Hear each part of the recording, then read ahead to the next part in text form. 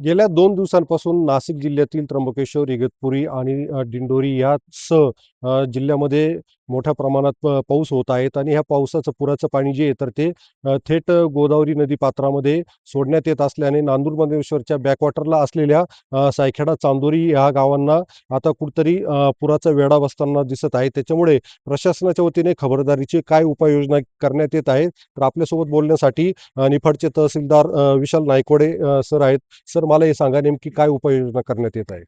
आता भारतीय हवामान विभागाने ऑरेंज अलर्टचा इशारा दिला होता आणि त्या अनुषंगाने धरण क्षेत्रामध्ये जो संततधार पाऊस पडतोय कालपासून, त्यामुळे गोदावरी ला नदीला पूर आलेला आहे आणि त्या अनुषंगाने सायखेडा आणि चांदोरी या भागामध्ये, सखल भागामध्ये पाणी शिरलेलं आहे. त्या अनुषंगानं तालुका प्रशासन आणि महसूल प्रशासन, पोलीस प्रशासनाच्या संयुक्त विद्यमानाने या ठिकाणी आपण सखल भागातील नागरिकांची जी कुटुंब आहेत, त्यांना या ठिकाणी स्थलांतरित केलेलं आहे.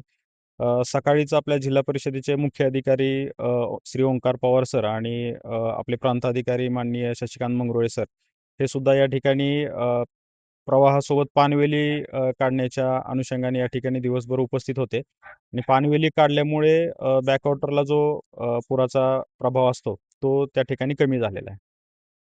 एकंदरीत पाहता नदीकाठची जी काही गावं आहेत तर त्यांना आपण काय सतर्कतेचा इशारा देणार? सर्व ग्रामपंचायतच्या माध्यमातून सकल भागात दौंडी देण्यात आलेली आहे. त्याचप्रमाणे ग्रामपंचायतच्या घंटागाडीच्या माध्यमातून लोकांना आवाहन करण्यात येत आहे. सोशल मीडियाच्या माध्यमातून लोकांना आवाहन केलेलं आहे आणि सर्व ग्रामस्तरीय यंत्रणा यांना ॲक्टिव्हेट केलेलं आहे.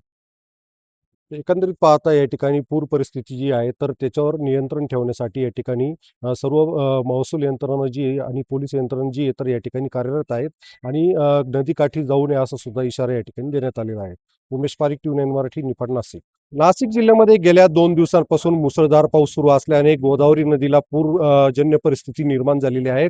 मी आता नाशिकच्या निफाड तालुक्यातील सायखेडा या ठिकाणी आलेला असून आपण पाहू शकतात का नदीकाठ असलेले जे काही दुकानं आहेत तर या ठिकाणी स्थलांतरित करण्याचे प्रशासनाने सूचना केलेल्या आहेत. त्यानुसार मी आता या कपड्याच्या दुकानामध्ये असून या ठिकाणी जर बघितलं तर आपला संपूर्ण जो काही माल आहे तर तो या ठिकाणी आता सुरक्षित या गोऱ्यांमध्ये हे जे व्यावसायिक आहे तर हे भरताय. आपण त्यांच्याशी बातचीत करणार आहोत.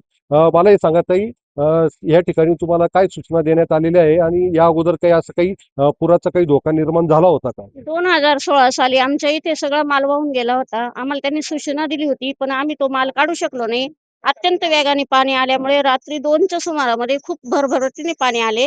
त्यामुळे आम्ही तो माल काढू शकलो नाही आणि आता आम्हाला असं सांगितलं गेलंय का तुम्ही तुमचा जो बिझनेस आहे तो माल उचलून तुम्ही तुमच्या गावी घेऊन जा बुवा. जिथं राहताय त्या ठिकाणी तुम्ही घेऊन जा. मग आम्ही आता तो माल सगळं भरतोय. आमचे नुकसान व्हायच्या आधीच आम्ही तो माल सगळा भरून नेऊ राहिलो. या ठिकाणी नुकसान होण्याच्या अगोदरच या ठिकाणी हा संपूर्ण माल जो आहे तर तो व्यवस्थित सुरक्षित स्थळी नेतानाच आपल्याला पाहायला मिळत आहे.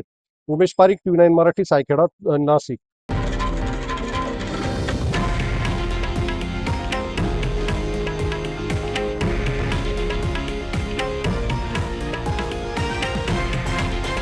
हे आहे देशातील नंबर 1 न्यूज नेटवर्क आणि आपण पाहत आहात TV9 मराठी, एकमेव.